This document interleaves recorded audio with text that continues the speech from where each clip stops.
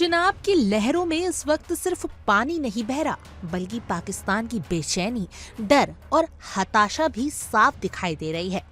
जम्मू कश्मीर में भारत द्वारा चिनाब नदी पर नए हाइड्रो पावर प्रोजेक्ट को मंजूरी मिलते ही इस्लामाबाद से लेकर कराची तक खलबली मच गई।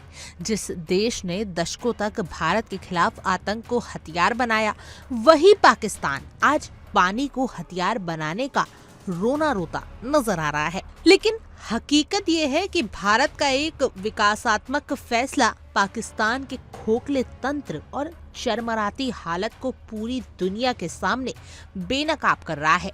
भारत सरकार की ओर से जम्मू कश्मीर के किश्तवाड़ जिले में चिनाब नदी पर 260 मेगावाट की दुलहस्ती जल विद्युत परियोजना के दूसरे चरण को मंजूरी दी गई है। पर्यावरण मंत्रालय की सहमति ने इस परियोजना को हरी झंडी दी है, जो पूरी तरह भारत की जरूरतों, नियमों और संप्रभु अधिकारों के दायरे में आती है। ये प्रोजेक्ट न सिर्फ जम्मू कश्मीर में बिजली उत्पादन को मजबूत करेगा, बल्कि क्षेत्रीय विकास, रोजगार और आत्मनिर्भरता की दिशा में एक बड़ा कदम है। लेकिन भारत की यही तरक्की पाकिस्तान को चुभ रही है।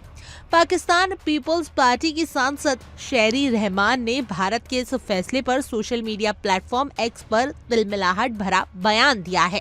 उन्होंने दावा किया है कि ये परियोजना सिंधु जल संधि का उल्लंघन है और कहा कि पानी को हथियार बनाना ना तो समझदारी है और ना ही पर्यावरण और जलवायु परिवर्तन के लिहाजे से स्वीकार्य।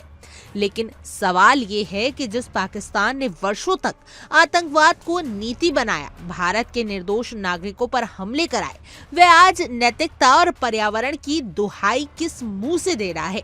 दरअसल आपको बता दें कि पाकिस्तान की घबराहट की वजह बयान से कई ज्यादा गहरी है।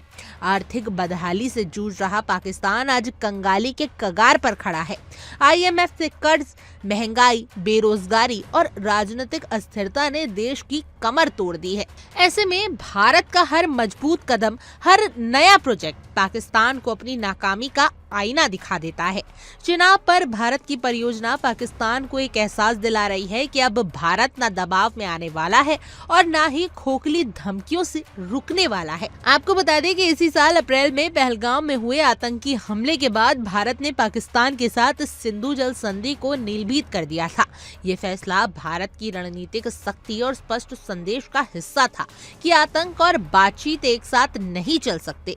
उसी कड़ी में अब चिनाब पर नए प्रोजेक्ट को मंजूरी मिलना ये दिखाता है कि भारत अपने हितों और सुरक्षा को लेकर किसी भी तरह का समझौता नहीं करेगा। लेकिन पाकिस्तान को डर इस बात का है कि अगर भारत अपने जल संसाधनों का पूरा और वैध उपयोग करने लगा तो उसकी निर्भरता, उसकी खेती और उसकी अर्थव्यवस्था पर सीधा असर पड़ेगा।